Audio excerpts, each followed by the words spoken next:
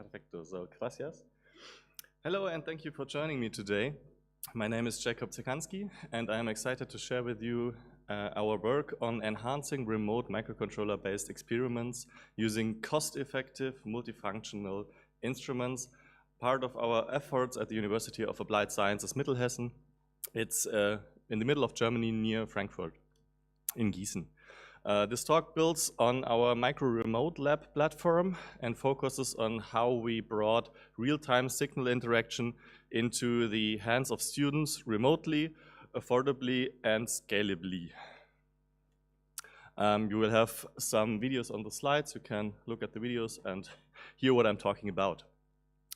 Engineering education relies heavily on experimentation, especially in fields like embedded systems. Over the last years, remote labs have made it easier to offer students access outside of physical classrooms, great for accessibility and flexibility. But one core element is often missing: actual interaction with the real experiment's signals. You can upload code or watch a webcam feed for sure, but you can't press a real button or simulate a sensor input or measure a live PWM signal. That's the challenge we set out to solve, to enable full interaction with microcontroller experiments, not just remotely, but affordably and scalably. At our university, we developed the micro-remote labs specifically for students in computer science and computer engineering courses. The goal was to give them access to real embedded hardware from anywhere. The students write embedded software code, so there's no Simulink like we heard here, so it's C code and assembler code, and they have to learn how to code with these languages. And after they coded their software, they flash it to the corresponding microcontroller in the remote experiment and observe the setup via a webcam. The system already allows them to upload and execute their programs remotely, but while this is a huge step forward, it is still missing something crucial. They can't actively interact with these experiments. There's no way to simulate a button press, generate analog inputs, or view a signal live like they would with an oscilloscope in a physical lab. So here's a challenge we faced. While students could upload code and see the experiment react via webcam, they couldn't interact with these signals, with their signal levels. They couldn't press a button, they couldn't send the signal, the PWM signal, to control a servo motor or measure outputs with something like a logic analyzer or an oscilloscope. That limits not just the interactivity, but also the educational depth of the experiments. Our aim was to introduce full bidirectional signal interaction, but in a way that's low-cost, scalable, and for multiple stations, and flexible enough to support different types of experiments and future extensions. So we're building on this on a foundation laid by some excellent remote lab platforms. I think a lot of you know these examples. Projects like Labsland, Goldie, and Practical.io, which I learned about a lot in the last year, have done amazing work in making remote labs more accessible and scalable. And our contribution is to bring the real-time, low-level signal interaction to microcontroller-focused experiments, something that many existing platforms don't yet support. It's a small shift in focus, but a big difference for embedded systems education.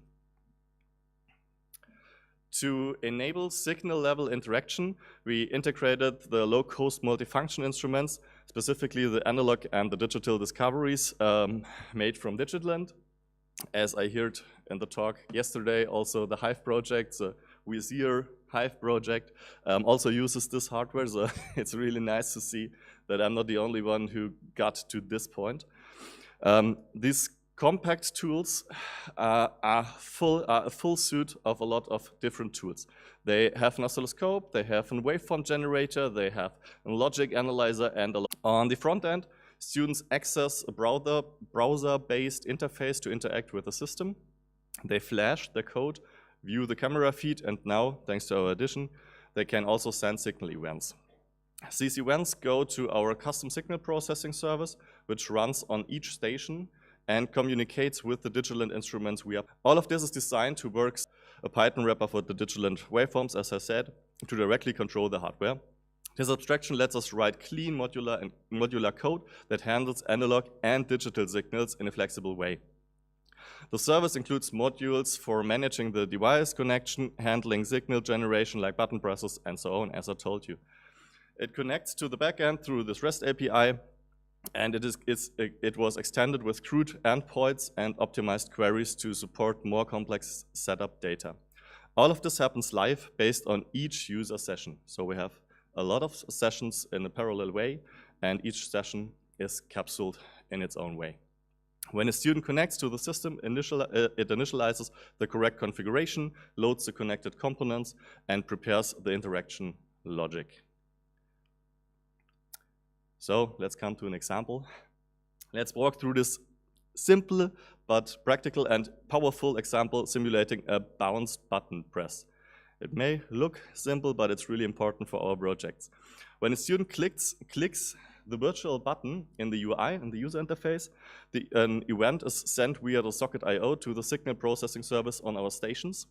The corresponding functionality class is triggered. In this case, a digital signal generator for the button emulation is run. The service uses this PyDVF to send the randomized high-low pattern, so it's every time you press a button, it's a different pattern. It's not the same.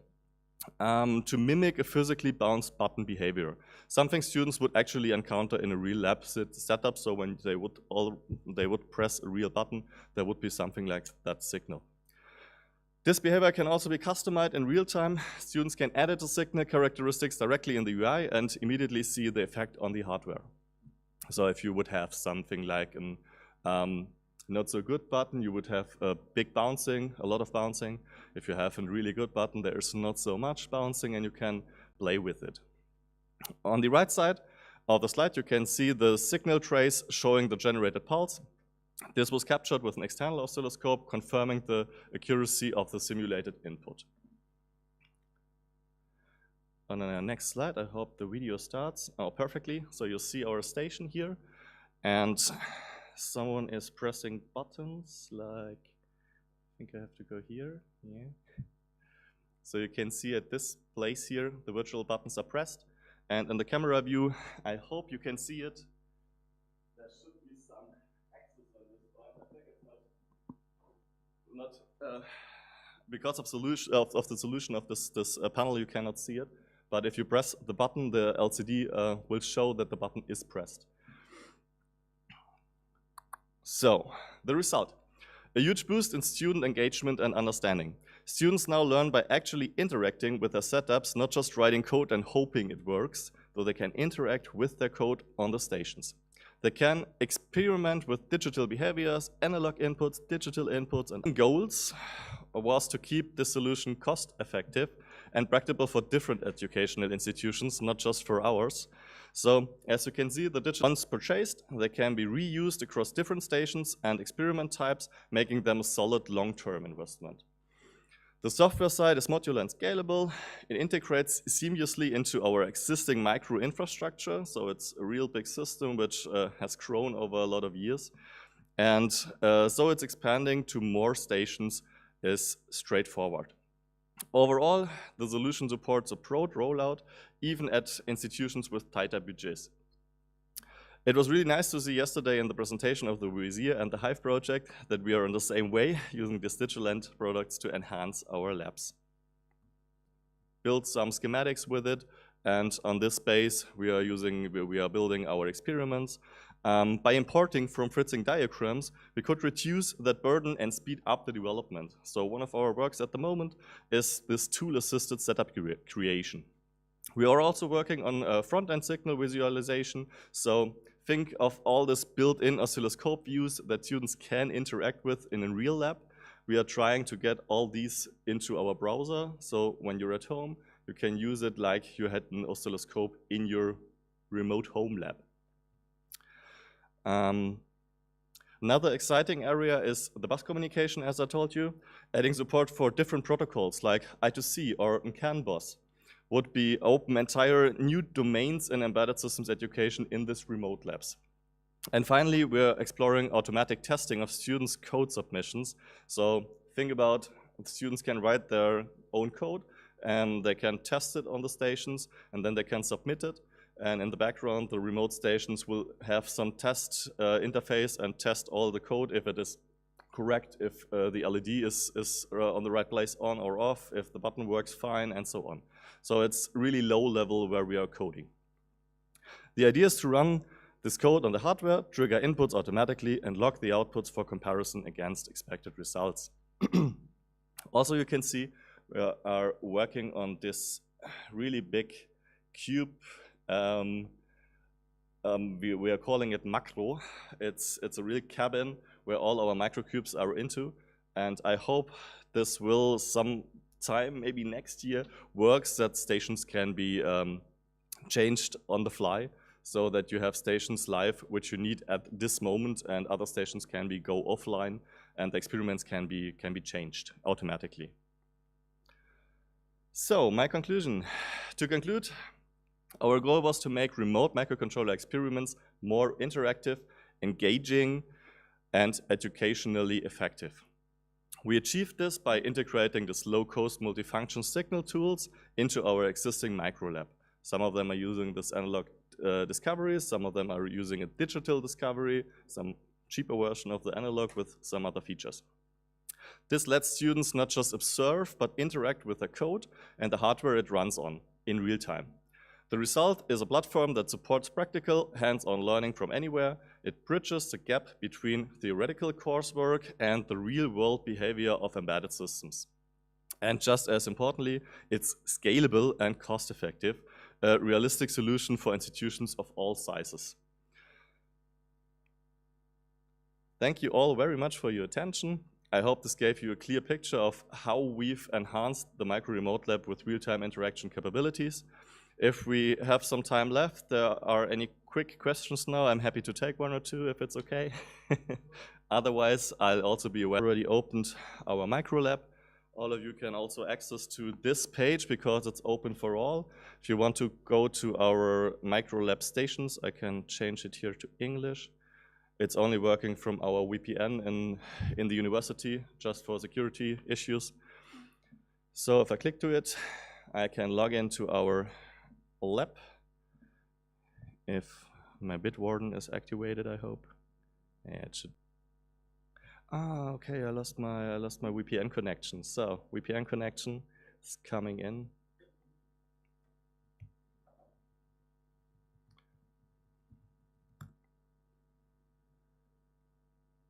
So VPN is established, login, and here we are. Perfect. So we can go to our station lists.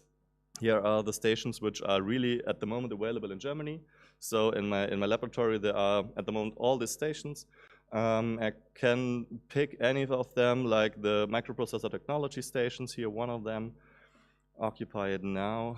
And welcome to Gießen in Germany. You're live on this feed. No, you see live the feed of the laboratory, but it's without audio, so it's not a problem. So we can use some file which should be on my desktop. On the micro demo files, AVR station hardware test hex. So it's just precompiled hex precompiled code for the AVR 128, which I use in my microprocessor technology module. You can see the LEDs has gone. The console should say yes, the controller got flashed, so you have this output. And yeah, you can see the view changed. There's now my new program on my station in Gießen in Germany. We've programmed this controls on the right side. So this is where this talk is all about. We have these controls on the right side, and these are connected. If you look at these cables on the bottom side here, these are the analog discovery connections. And we pipe it into our PCB. So if I press this UB for the user button, it's connected to the user button on this evaluation board of microchip. If I press it, okay, our program is just like cycling to different stages when the user button is pressed. So I pressed it, and it got to a different station, a different stage in the program. If I now press the PC4 button, like you can see, I press it now, and we see an X. So it's really not so much latency. Also, we are just on the other side of the world. It works really, really in real time. I can also press on the right button, so it is longer pressed, it is hold. If I press right buttons, you see X, X, X. I hope you can see it here. Also, we can cycle to the next stage of our program, so I can demonstrate it to you. We can also use a PWM signal to trigger our servo motor. It's now moving to the left, to the right. And of course, the exercises our students do with it is not just program it like it's just waving. It's more complex, more complex exercises for them. So we can go to the next that you can see testing a potentiometer. Really, you need this experience. You have to go to this potentiometer, but you can also use just our slider here to generate an analog signal like this potentiometer would do. I go to 35%, and on the ADC, it is converted, and it is shown as 35%. So it is a real signal, just converted, and so on. And I think, yeah, we can also get to the photo. If you are interested in what we've done, you can come to me, we can talk about it. And I hope next time we are here on this conference, I can show you that our robot is also working and we have this automatic exchange of stations. So, thank you very much. You're welcome, thank you. Maybe have questions?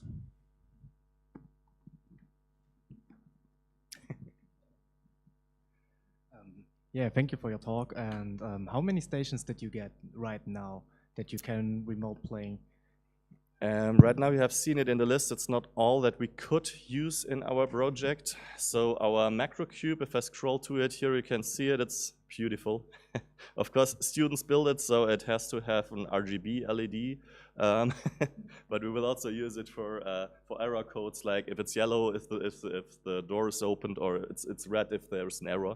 You can see here we have 24 stations in our macro cube, but we have also a lot of other stations all distributed in our institute. So if you want to work with some cube, you just need 2 cables. You need to ask because of, but this is also really efficient because we just use Raspberry Pis as the host computers. So there's not so much power consumption. Yeah, so always online at the moment, but not for the future.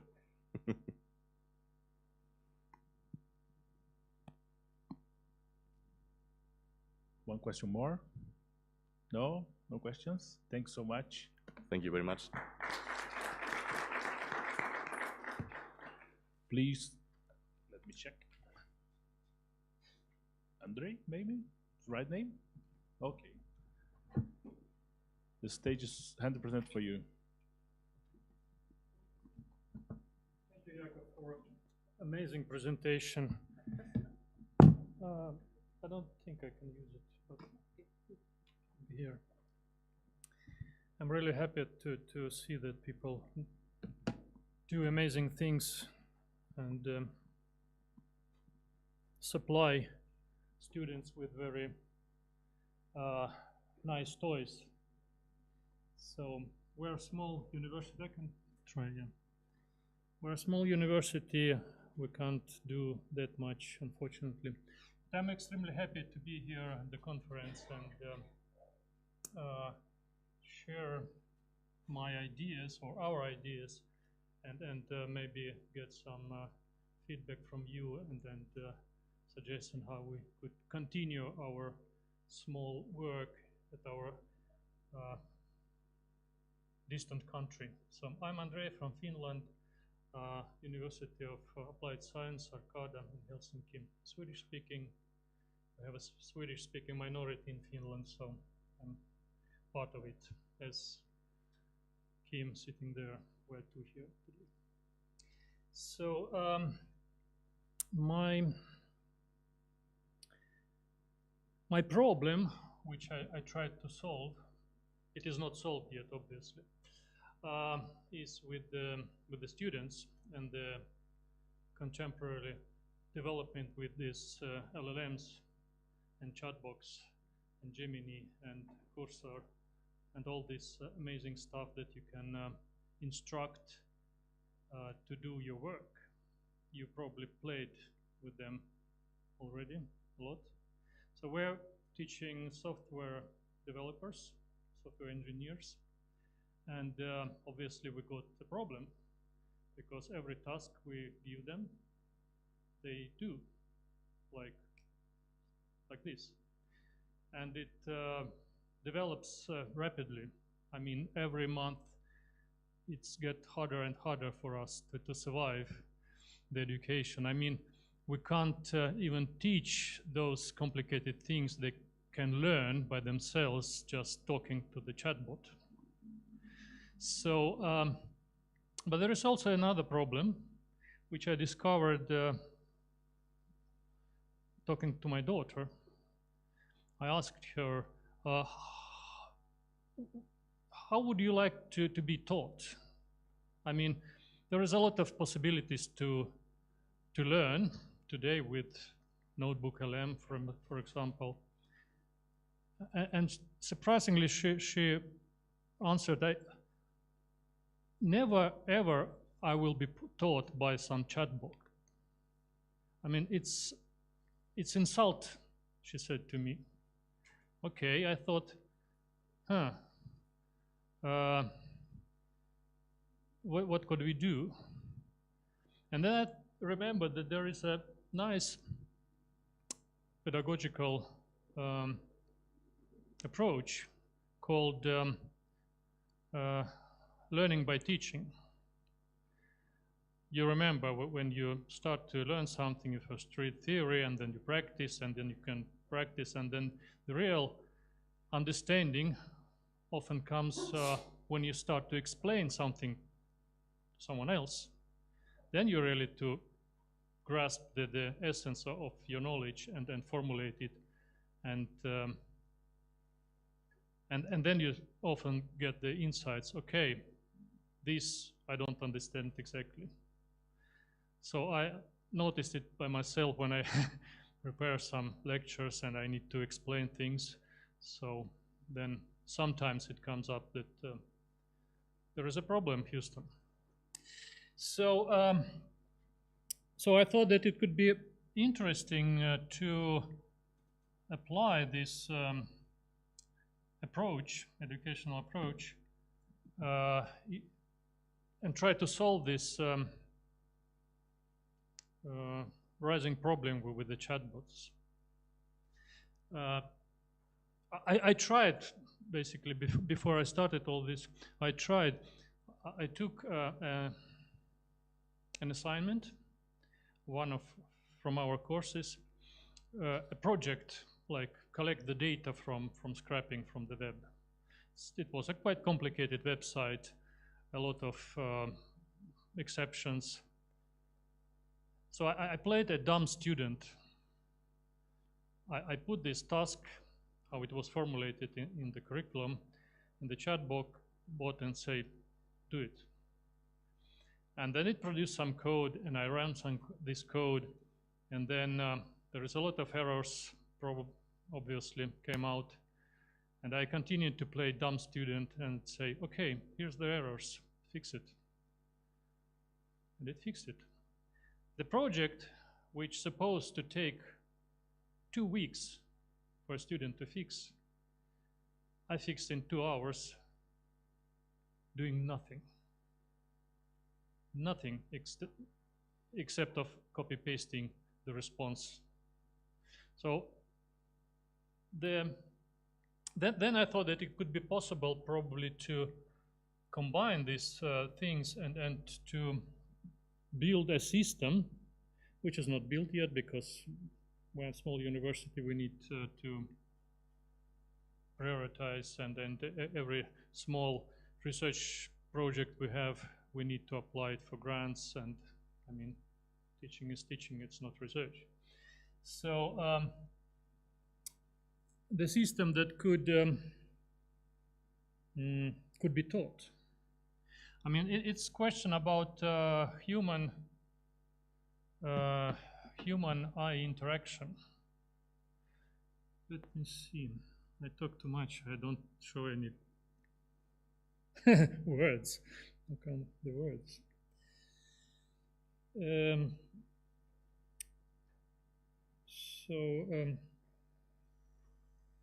Yeah, I'm not alone.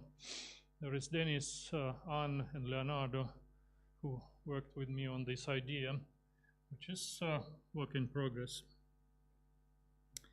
So, yeah, I mentioned all these challenges and risks. You know that the LLMs hallucinate a lot, and obviously if you don't understand what you're trying to achieve, this hallucination will ruin your work. So basically you need to understand what's going on. And you probably heard this vibe coding concept. If you didn't, I advise you to go to YouTube and search for vibe coding presentation. You will enjoy the show. And it's basically where our students had it. I mean, as I did playing dumb student, they just instruct the chatbot to do their work. So sometimes it works, sometimes it doesn't, but it will work soon enough. How many of you work with the software development? Like, okay. So do you use Copilot and stuff? Okay. So do you feel my pain? Thank you. Yeah.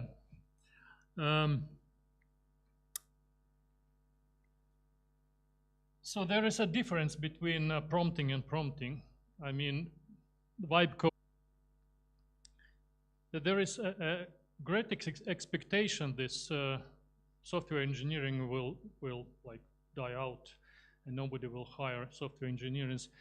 Well, yes and no. Nobody hires juniors nowadays. I mean, it's impossible to find work for junior software development. But as I believe I have on the next slide, yeah, we need to move up. We need to move from assembler to high-level programming. We need to teach students to be senior level software developer. And that's a tricky part because you know, you need to start from something.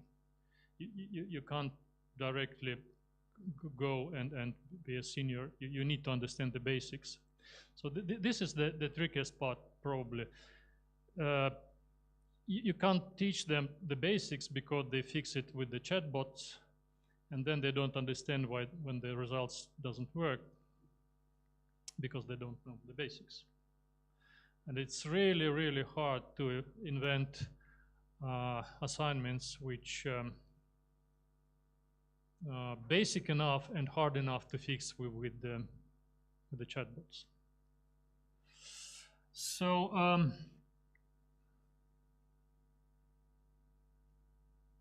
yeah. So we thought that there is a need for a different pedagogical approach, which will fix the existing problems with the educational tools. I tried to find something similar to our idea. I couldn't. Maybe you can help me. Maybe I'm just was not stubborn enough to search. But most of the tools, or all of the tools, they still in this kind of tools for teaching software engineering, not anything else, because I'm in this very narrow area. So they don't support students in debugging and then critical analysis. They often just give them assignments and then do this automatically check on the solution, which is exactly the problem, because you take the assignments, you run it through a chatbot, and then you're done. And often they don't, those tools, they are not integrated with the EDA. So we would like to design and probably build, if we have possibility, like resources and interested collaborators, LLM-powered learning system that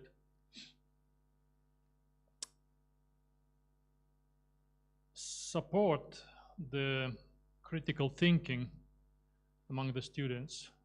Like you don't trust this bot.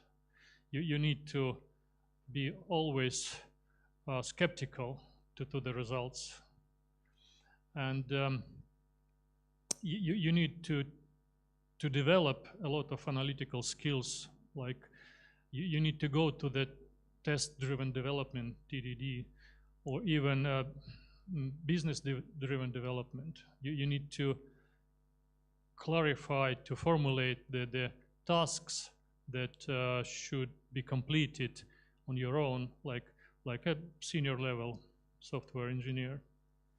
So basically, yeah, it would be nice also to get it into some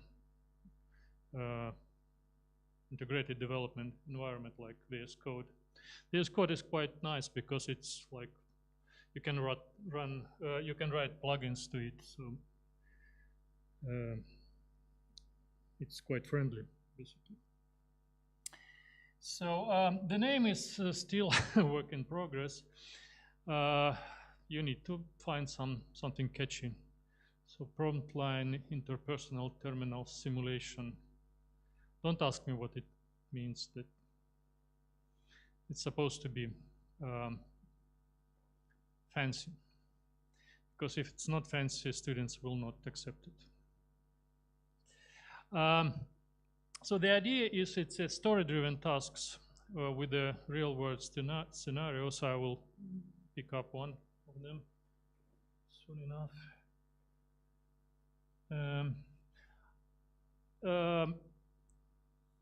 Basically, the idea with this simulator that the student should teach a non-playing character, NPC, to do the work.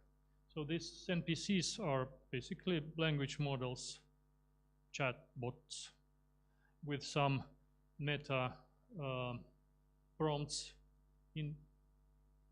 incorporated in the structure. So they don't react like a completely ordinary ChatGPT, but with some modifications. So they have characters, personas. So we could, I did some experiments, and you can really steer this character to be smarter or pushy or dumb. So through this meta prompts, the systemic prompts, you can form this NPC to what you need. So the idea that students will teach them, and beside learning by teaching, so they're supposed to be a supervisor, non-playing character, which is smart enough to ask tricky questions to the student, pushing her or him to reflect on these solutions or formulation of the problem that they have.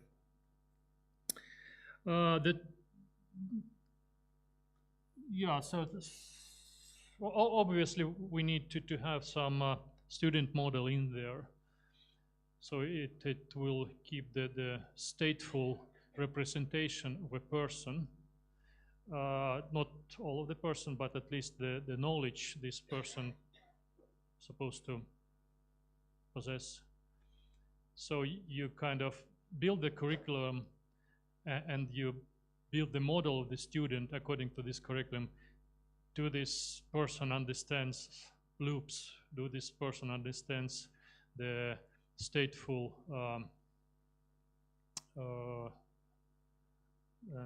stateful systems, for example? What about functional programming?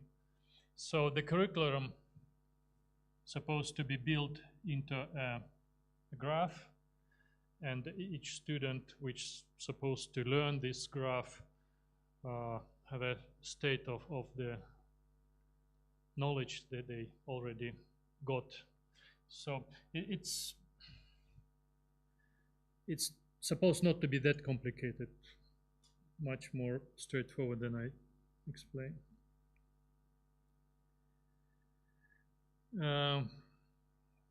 So this deeper learning through questioning. Well, not normally it's teachers' task to talk to the students. But we also noticed that some of our students, they don't talk to teachers. If they have problems, they just don't ask. I don't know, maybe it's something Finnish, maybe it's quite different here in Chile, but at least 1/3 or 1/4 of our students never ask ever any questions. They do their job, they perform their tasks, but they hate to talk. Sometimes they talk to each other, but not always. So it kind of system for the introverts. I mean, you're not afraid to talk to a chatbot. I hope. And all the good stuff like learning by teaching, problem-based learning, like task in the realistic scenarios, bank haste, I'll give it, take it up. The zone of proximal development by Vygotsky, you know, if you come to the second grades and talk about calculus, they will not understand you. If you talk to the second year students about the multiplication table, they will laugh at you. So you need to find this small.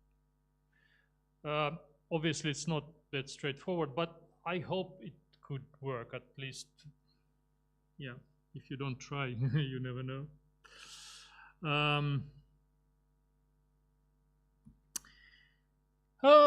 At least some pictures. Do you have 5 minutes less? 5? Okay. I'll be quick. Oh gosh, you can't read the text. It was fine on my screen. It worked on my computer. So professor, human, student, human, this code with custom-made plugin in there, which connects to the API to the central middleware router, which is an LLM. It's an agent, which delegates the prompts to depending on what happens in the student's head. There is the student model, it's there. So the student's model is strictly connected to the curriculum, which means that we don't care if student have a girlfriend or boyfriend. We do care if he or she understands the stuff. So, and there is another agent supervisor that knows all of it. It knows what is in the student's head. It knows the story, so it could conduct or orchestrate the interaction through this router. It could consult the knowledge base, because you need like RAG in there to to not flip totally and hallucinate totally.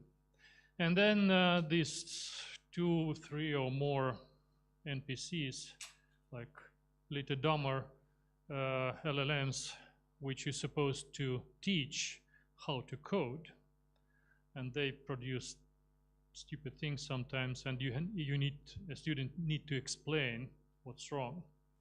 So the trickiest part here, you can't just write your code and submit it to the supervisor. So the student is isolated from the repository. Only these NPCs could push to the repository. So you can't do others' work. You need to teach them how to do the work right. And I believe this is the most important part, because as it looks like now, the future will be exactly like this. You need to formulate the problem. You need to define how you control, how you test that the problem is solved. It's managerial work, not really software developer work. But everything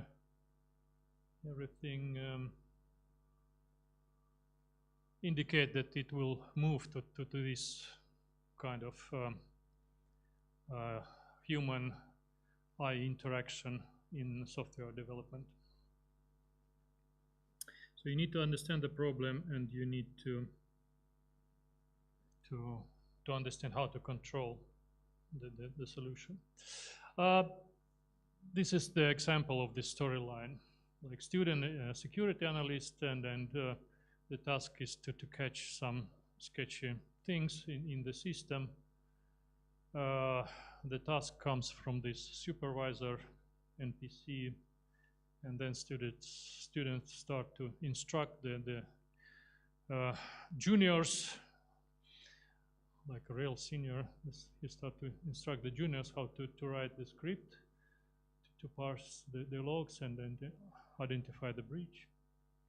And these NPCs, this chat box, these LLMs return something which is probably wrong or insufficient, and then it goes like this. So and then we have auto grading at the end. So when this NPCs develops something that we could test, then we can run it, the code through the auto grading, and then see if it works or not. I mean, it's there is still a lot of work for a professor. Yeah, thanks. Oh, I'm at the conclusion. What nice.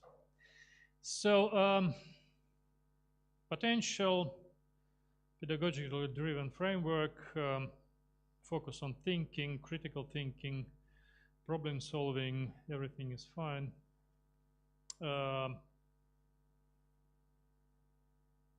Yes.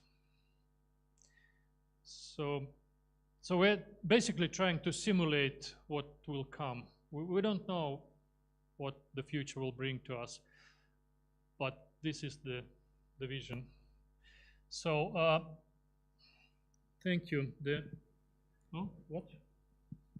The system is not ready yet. I can't show you like nice things, but I hope that if we will get it done, then someday you can start to teach some juniors. Yes, thank you. You're welcome. Thank you. Thank you for your presentation. Time's running, but I think we have time for the one question. Just one question.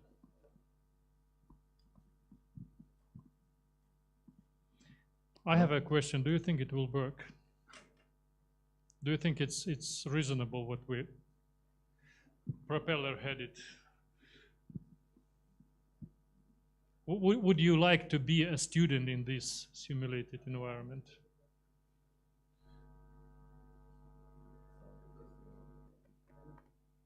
Okay. We have a challenge. Questions, yes.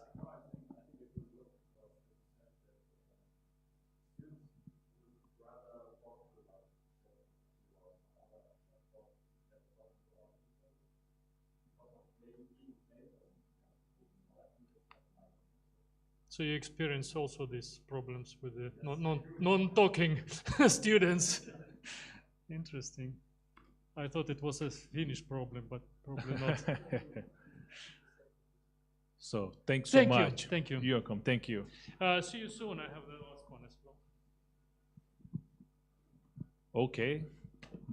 Next presentation. Thanks so much. It's really difficult pronouncing your name. Sorry about this. Go on, please. Yes. Hi, and I appreciate that you are staying here this last session. I will present you two papers in this session, two papers that are very well connected with the sports sector and how we are trying to support in the first paper in STE bowling project a suite of digital educational tools for supporting bowling coaches and athletes. This paper is co-authored by our team, Hippokratis Apostolidis, Labros Karavidas, Ilias Zosimadis, Dimitris Zigolanis, Nicolas Politopoulos, Anastasia Stamelou, Ioannis Stamelos, and myself. We are all members of Aristotle University of Thessaloniki in Greece, and this is a result of the STE Bowling European Erasmus project. So I will present you what we are doing in our lab that I'm directing, the Switch Lab in Aristotle University of Thessaloniki, but also how we are, why we have selected bowling as a sport in order to support it with MOOCs and Internet of Things technologies. What are the needs that we have collected and what we have implemented. So our lab is Software and Interactive Technologies Lab in the biggest university in Greece, and Aristotle University of Thessaloniki. And this lab is specialized in software application engineering, mobile technologies, HCI, artificial intelligence in education, educational and learning technologies like MOOCs, augmented reality, virtual reality, but also serious games and game-based learning. And here you can see some tools that we have developed, like a device to collect emotions from the users or other IoT devices. And also here you can find our games. These are some examples that we have in the Google Play or in iOS. And this is another European project that we have created a game in order to support gamified activities for dual career of athletes. So in this project, in STE Bowling project, this is a really small project that we have participated as a university, also a bowling club, the Team Pink Club in Thessaloniki, and the third partner was the Bowling Association in Malta. And we have selected bowling because this is the ideal sport for socialization. It's not linked for intense physical activities for seniors, mainly. And there is a low participation without proper mobilization. So we have seen that there is no so much educational material to support them, neither personalized analytics for the coaches and the athletes. And we have delivered a survey in order to collect needs from bowling coaches and athletes to see how they are using, if they are using digital technologies, if they would like, they are ready to adopt digital technologies in bowling, but also to see what are their problems in order to be engaged with the sport and also to develop their skills. So we have sent this survey organized in demographics assessment of IT proficiency, bowling expertise, bowling experience of the athletes, but also the coaches' bowling experience. So we have seen that the coaches have an experience about 10 years, but they are not using at all seminars or digital technologies in order to support their athletes. They have individual or group training on the field in the bowling alleys. but more than 50% would like to have a community of practice, a virtual one, in order to enhance engagement of the athletes, but also they would like to have more knowledge about the coaching strategies. And the main training areas are aiming techniques, rules, stance, positioning, etc., that are very well connected with the bowling. And for the athletes, most of the athletes are learning bowling from a coach, but half of them, almost half of them, by friends or other athletes, and this is not the correct way, because they are then disappointed and they have a problem. So we would like to use assistive material like YouTube videos, but they are not very high quality, but also books or forums or social media pages or groups. And they would like to be improved in footwork, timing, ball release, hooking techniques. I don't know if you are very well connected with bowling, but it's a really interesting sport. So they would like to use digital technologies. They would like to have a personalized feedback about performance tracking, and also interactive training modules in order to maintain motivations and not disappoint the new athletes. So in staying bowling, we have created a suite of digital tools, but also interactive learning and MOOC about that. Here is the MOOC that we have created with the basic steps for the new athletes, because our main target group is young athletes that they would like to start learning bowling. And we have created two devices, one for measuring the steps of the bowling athlete.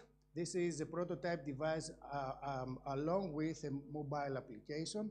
So we are detecting with the first device number of steps, step duration, and direction. This is one of the most basic problems in the new bowling athletes. We have created this device using Arduino Uno board, Bluetooth module, and two ultrasonic sensors. So here you can see the device, but the ultrasonic sensors are there, and these are behind the athlete, and we can monitor the movement, and this movement has been transferred via the Bluetooth module in a dashboard that I will present you later. And here is the mobile app interface. We have a start and stop in order to start the monitoring and then stop the monitoring. And we are displaying the step count, duration, direction of each step. And the coaches can store this athlete data in order to see the improvement of the athlete, but also to show the wrong direction or velocity to the athlete afterwards. And here you can see an athlete, and behind this, the sensors that are measuring this, the steps in the direction. In the hand tracking application, we have created in the hand grip a sensor there, and also an app. You can see here some of the screenshots of the app. And here we have developed this for Android devices, and we have real-time analysis and feedback of the movement of the hand.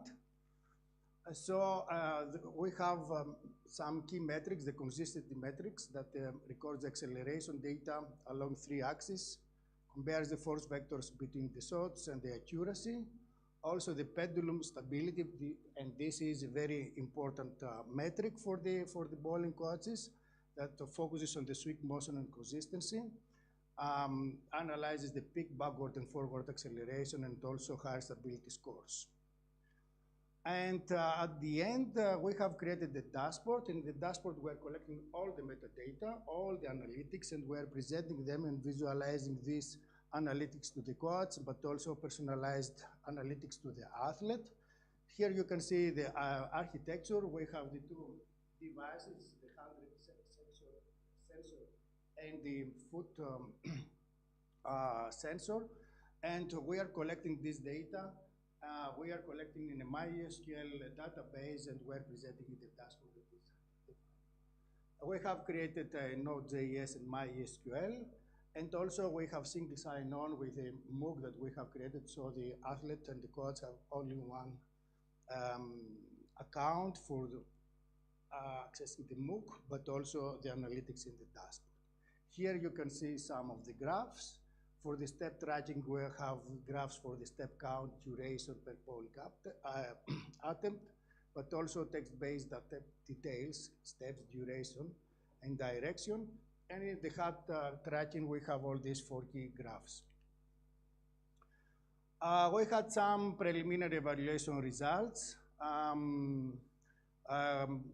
The coaches proposed us to implement the start and stop functionality in order to have better control. In the HAT grip hand tracking application, we had no modifications required by the coaches. And in the dashboard, they said to have restricted data sharing in order to avoid to have coaches that can see the metrics and analytics of athletes that are not in their group. But anyway, this small project is a 2 years project. We have a proof of concept that these very basic Internet of Things technologies can be used in order to increase the awareness of performance in this interesting sport. And the coaches asked us to use it and to create more sensors for other sports as well. So we are in the process to submit new proposals and to scale up these ideas for the bowling. So thank you very much, and if you have any questions, I'm here to answer them.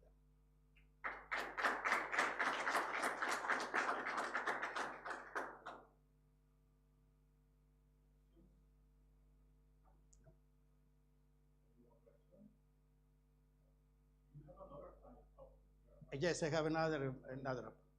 So I can present the other one as well, if there are no questions.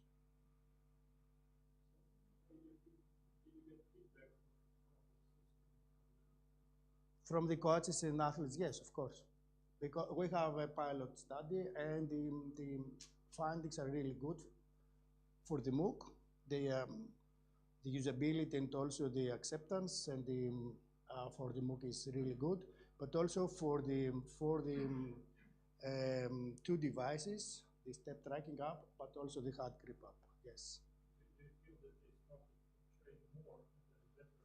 The thing is that for the athletes, it's really difficult for the bowling to understand what they are doing, because you can do something that is really wrong, so you can go this direction that is really wrong, but you cannot understand that. And if it's not possible to use cameras in the bowling alley because of the personal data, etc. But if you have these basic sensors that are really cheap, so you can have this mirror and you can see what you are doing, what is wrong, because this is a personalized issue. My way that I'm walking is totally different than your way. I'm left-handed, you are maybe right-handed. It's totally different. And here we have this personalized feedback. And also for the coaches is really important in order to see the analytics and then to train accordingly the athlete. So the acceptance of the system is really good. Even if the project is just a 60,000 euros project for 2 years for 3 partners, it's a really small project. Yeah. Thanks for the question. So the second work that I would like to present you is an alert ecosystem that we have created for child safety in sports, but you can use it for other reasons as well. This is part of the Halt for Kids project. It's a really important project that we are implementing. We are in the 2nd year of the project. It's an Erasmus sport project as well, in order to tackle the harassment and abuse in sports. The paper has been co-authored by Iakouvo Stratigakis, Stella Duca, and me in Arsenal University of Thessaloniki. So I would like to present you very briefly what is this project, the Halt for Kids project, and what is this ecosystem that we have created. First of all, Halt for Kids is the 2nd project that we have in order to tackle abuse in sports. We had another project called HALT. It was halting harassment and abuse in sport using learning technologies. And the target group at that time, 3 years ago, was young students and adolescents. But now, in the Health for Kids project, we have a smaller target group and we are creating different technologies. So the main objective is to raise awareness about best practices for preventing harassment and abuse in sports for kids. Target group is from 5 to 12 years old, but also we have secondary target group, coaches, young scientists, physical education teachers, former athletes, and sports stakeholders.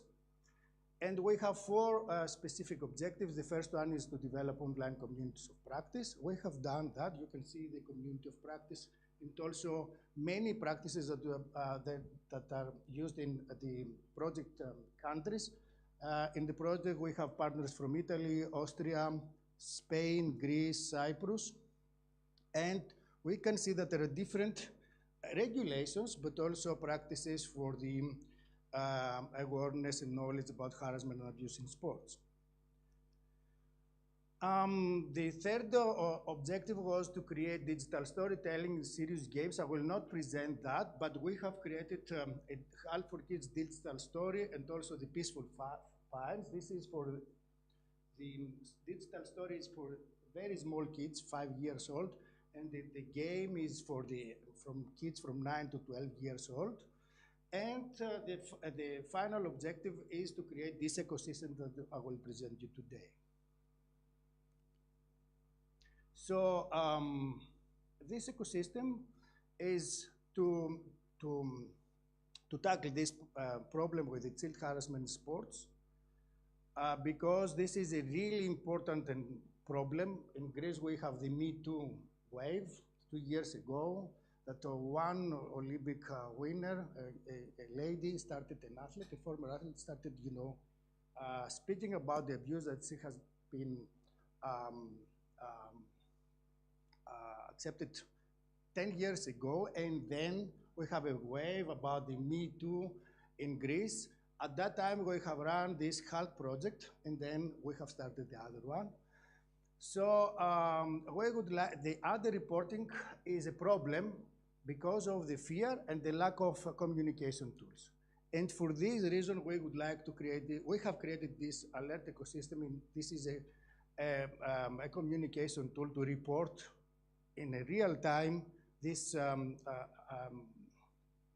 problems.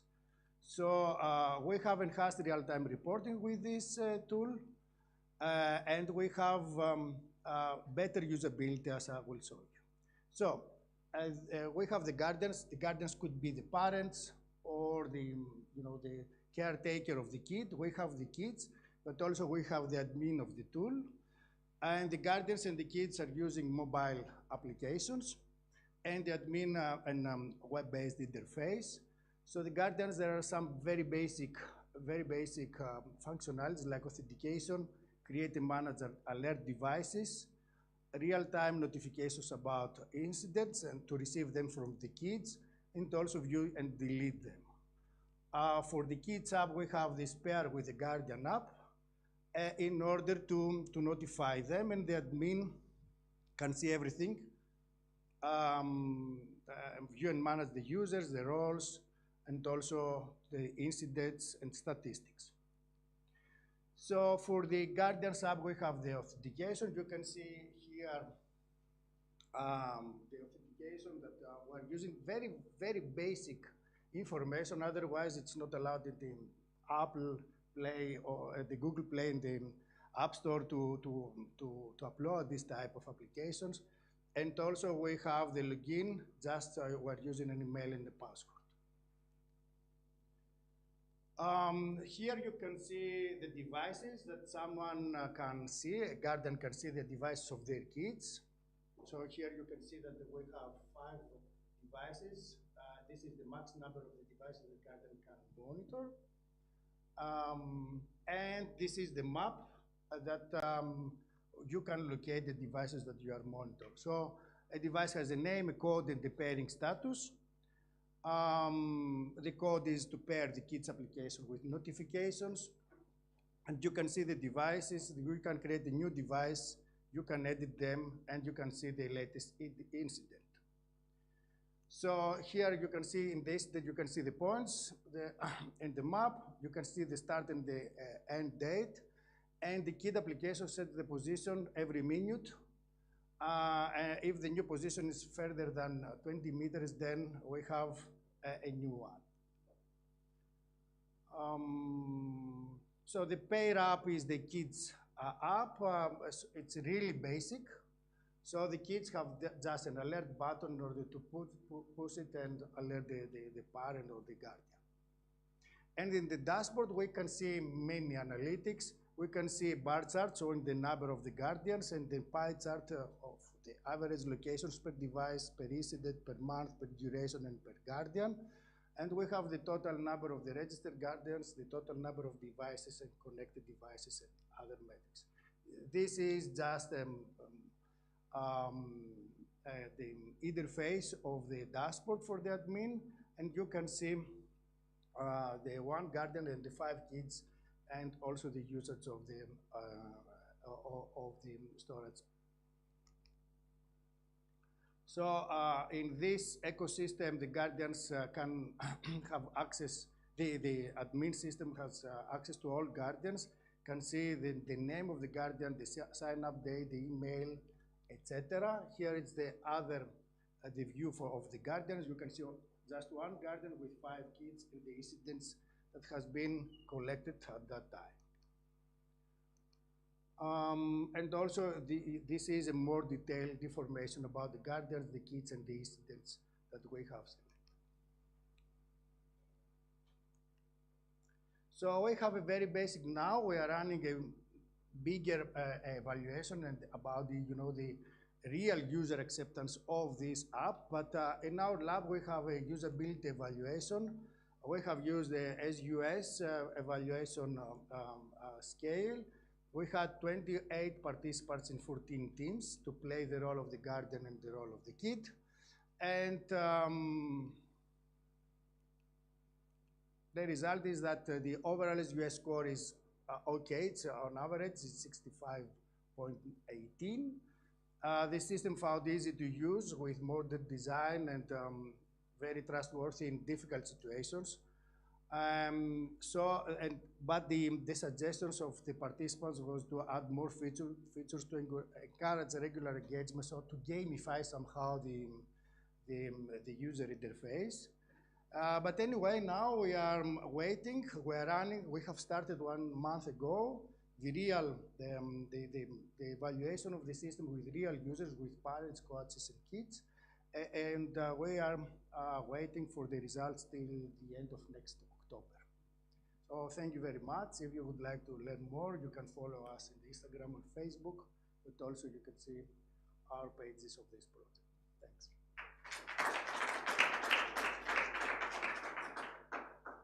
I don't know if you have any Thanks so much. Yes, maybe. Yeah, thank you very much for this presentation. I really like the idea and the concept of each app. So it's already running. Are people already using the application? Yes. Okay. And who can be a guardian in this app in this system? Can everybody be a guardian? Everybody. You can download. You can search them in the App Store or in the Google Play. You can download both apps. Maybe you can be the guardian, and your kids could be the pair, and you can use them just to monitor your kids. It's not only for sports. Okay. But I would like to say that we have faced many problems to upload the apps in the App Store and in the Google Play. We had the same. And the applications were better than the version that we have now on the App Store and the Play Store. Why? Because there are many GDPR issues. So we have downgraded the apps and not gathering a lot of information. But anyway, the first version that we have in the APK was better, to tell you the truth. Now it's due to the GDPR and the very strict policy that the companies are following. It's okay. But you can use it for your kids if you have kids, okay, or with your friends. Or with your one last question, if I can ask. It's good to have an app like this. How do you promote your app? I mean, how do you go to schools, or do you go to the parents and tell them here this app? Because if you go to the Play Store or on the App Store, there are millions of apps. So how Yeah. do the children know this is a trustworthy app? I can use it. It's safe. Yeah, really good question. And this project, this Health for Kids project is run for 3 years. Now we are in the third year. Now we are organizing the multiplier sport events that we are presenting the app to the stakeholders. We are presenting the app to the students. For example, our university has physical education students. We are presenting the app to the students or we have other partners that they are going to the schools. They're very well connected with schools, and other partners that are very well connected with coaches. So we have different partners that have very good connections with the target groups, and we are presenting them there. But also, we would like and now we have the evaluation. After the evaluation, we will improve them. And at the end, we are creating the policy document, and we are going to the ministry in every country that is participating in order to engage them in their, the policy. For example, in the HALT project, the previous project, the Ministry of Sports in Greece asked for a game that we have created for the basic awareness about what is harassment and abuse, because it's not only for the kids to understand what is harassment and abuse. A coach maybe is making abuse towards someone and he is not aware about that. And maybe he will go to the jail without knowing why.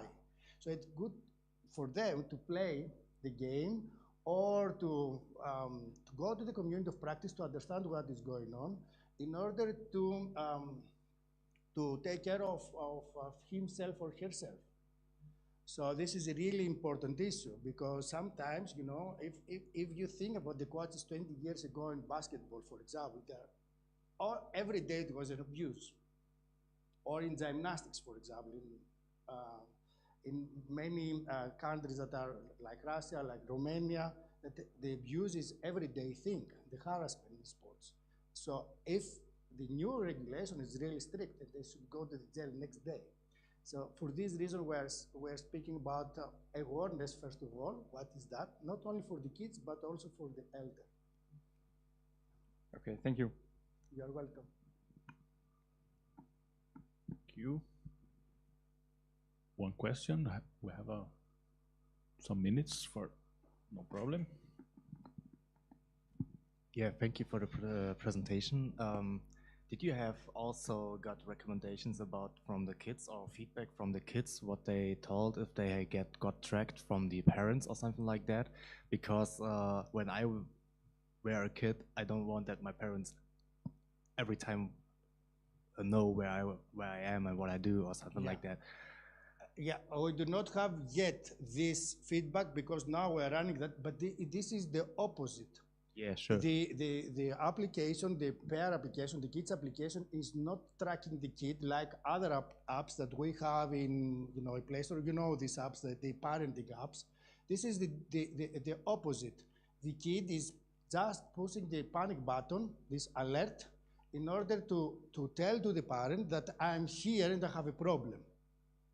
This is the opposite. So it's there are no many gigabytes, data to be used because it's not a monitoring app. The main problem with the app, this app, is that if you are, in the restroom or the dressing room that are no internet connection, this is a problem. So because this app should work there, because most of the time there is the problem. But anyway, it's the opposite. You are not tracked. Okay. You're just putting the button. And this app, to tell you the truth, could be used for women that have problem with stalking or something. It's an app that could be used for many things. Yeah. Thank you. You're welcome. Other questions? No? Thanks so much. Thank you. Presentation. And we have a last, yes, the last but not least, Andrei. Thank you.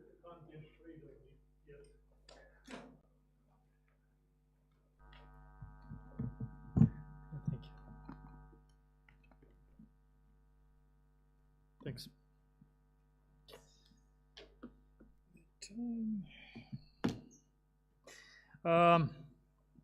This is a short paper, so it will not take that much of your last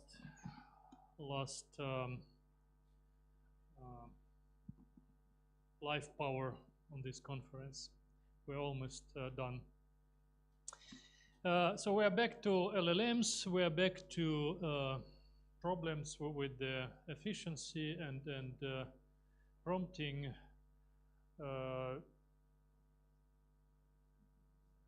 The idea of this short paper development of metrics obviously came from the need of evaluating our previous system. So how do we know if this interpersonal prompt line terminal simulator is doing well? So somehow we need to measure the effectiveness of prompting. Do students or people well when they instruct the LLMs? And it's tricky because how do you do it? I mean, you can't just take a voltmeter and then put it on someone's head and measure the result. So back to these tools. The thing you probably noticed that this still applies: garbage in, garbage out. If you can't prompt, you can't get what you want. So and then this prompt engineering, we joked at our university that we probably should stop educating software engineers and then start to educate prompt engineers. And it will probably move slightly this way as well. So, so this skill, we don't know how to teach it. And then obviously they try to learn it themselves, and then it always went random, and I never taught me how to do it. So I just went through these all errors and then trials and somehow got better with this skill. So we need something to measure how we quantify the good prompting.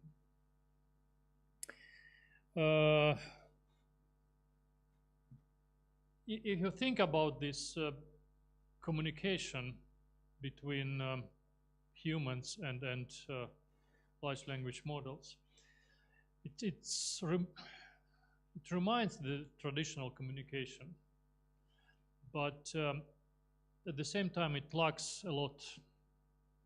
This chat communication lacks a lot the social cues and emotions, so they are absent when you try to influence this agent to do what you need to do. And the software metrics doesn't fit either, because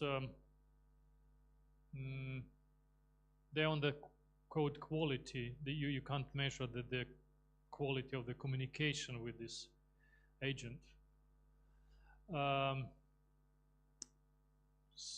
So this simple completion metrics doesn't work either. So we need to develop, to invent something, and it's, well, honestly I don't know how to do it, but we try to do something, because otherwise it will not. So the idea is to develop some space of overall prompting effectiveness with kind of 3 dimensions: the adaptability, the relevance, and efficiency. And obviously, the more, the better. So the adaptability is the question is, can the prompt writing that we observe handle diverse complexity and tasks? So, well, you just count. The relevance is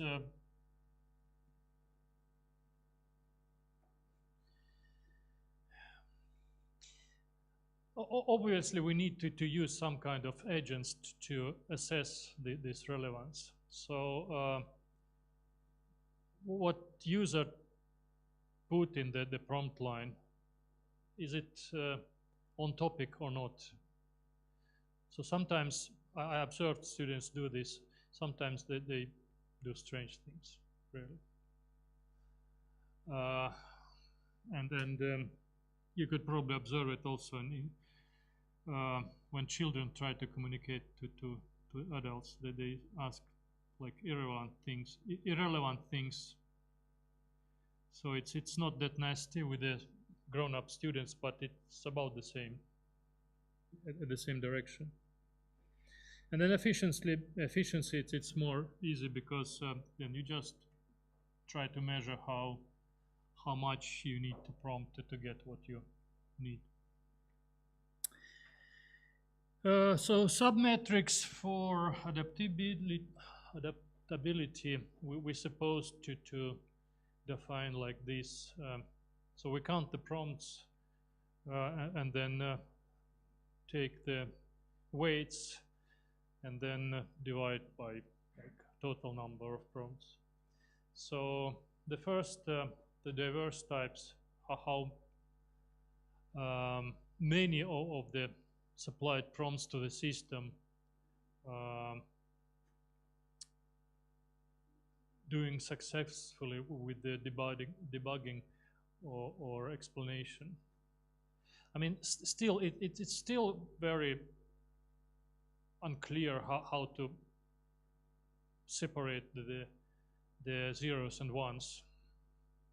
So we haven't done it in practice yet, and I hope for your input and say, okay, drop it, it will never work, or yeah, maybe you can try it.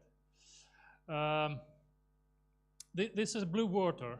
I mean, this has never happened before to the humankind, and we don't know how to deal with it. But we should try. So the second submetric is complex requests, like if the student and yeah.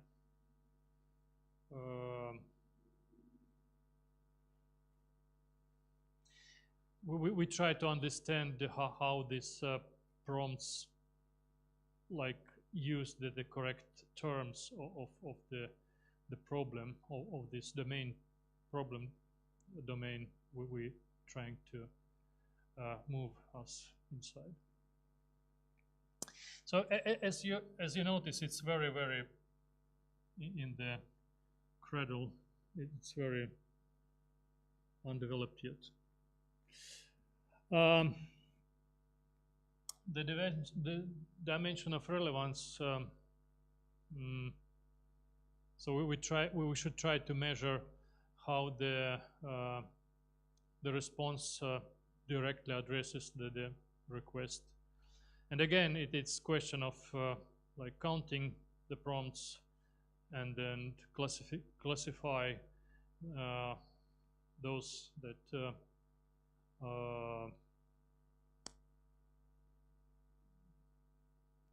get the precision we would like to have and which are not. So it's sketchy statistics, but we don't have any better yet. I'm sorry. Efficiency, probably the easiest one. You just try to understand the lowest known number of prompts needed to solve this task.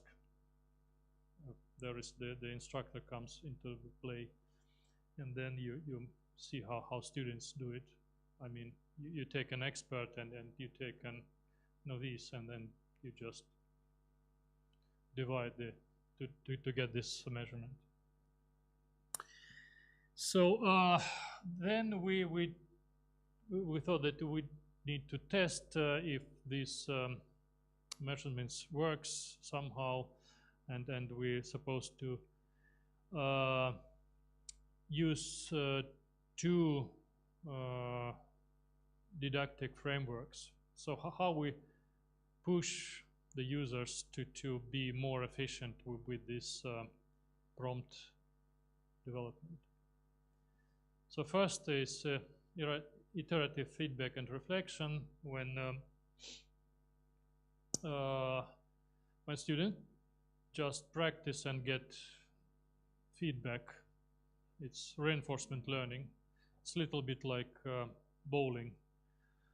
You cast the ball and you measure the result. And the second didactic approach is adaptive learning progression. So it's not like a bowling, because then you need to make the runway shorter, or the kegels, or how do they call them? These things bigger, and the small. The ball is different. So you don't do it in the bowling, but in the software engineering you can adapt the difficulty of the tasks. So then you can trace the knowledge and measure the prompting skills. So so we would like to do this experimental design for evaluation, and then compare the effectiveness of these two didactical frameworks or didactical approaches.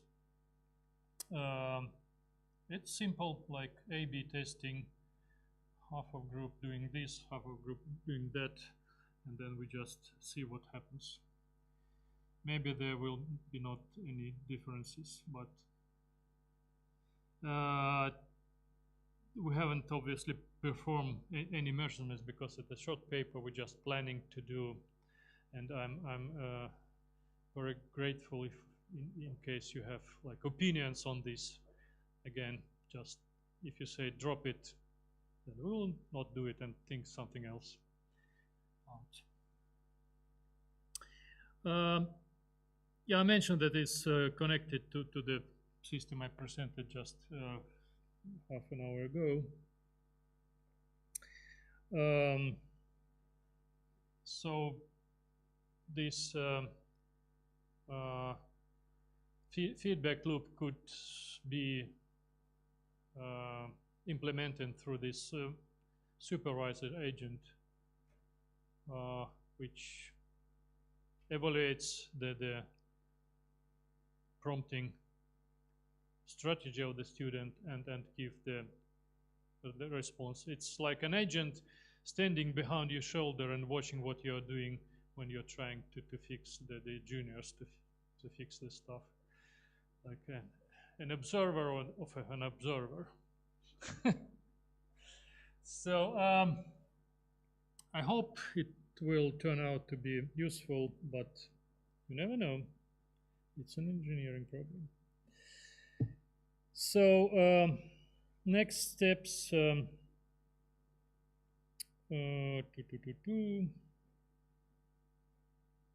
Yeah, so we hope that this small project of ours will bridge the gap in the evaluating this tricky part of human LLM interaction, and then give us a possibility to develop this adaptive teaching of prompt engineering. Again, no one have the clue how to do it. There is a lot of approaches, but we need to start to measure it somehow. And yes, thank you. we have last talk, and I don't take your time anymore. Questions, suggestions? Yes, please. Thank you. Why are you clapping? This is nothing yet. It's just stupid ideas. So, have questions? Thank you.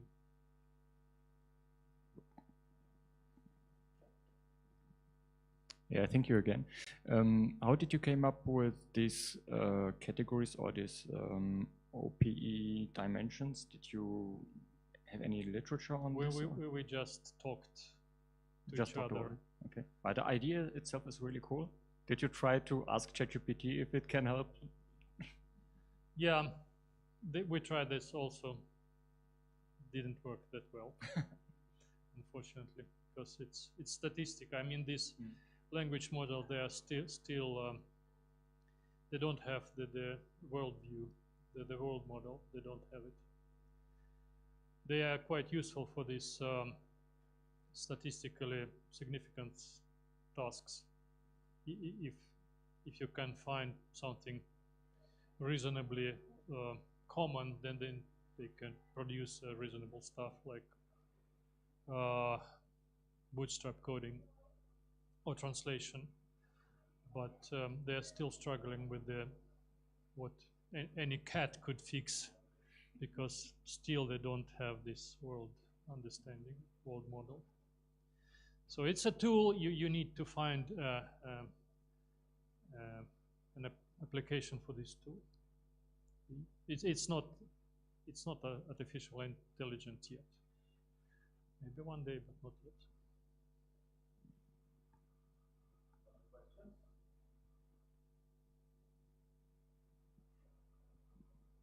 More? So thanks so much for your presentations. Thank you for your patience, and thank you for the conference. Welcome. And thank you for organizing it. It was really incredible. You're complete. It's a pleasure. I know the pain, because Yes. Kim hosted last it year. last year. It was a lot of work. Kim, the last year, yeah, I know, I remember. So thank you. you're welcome. It was So really. Thank you. So thanks so much. The closed session is coming. I have some minutes, 15 minutes. If you go to you say pee break or biological break. So thank you.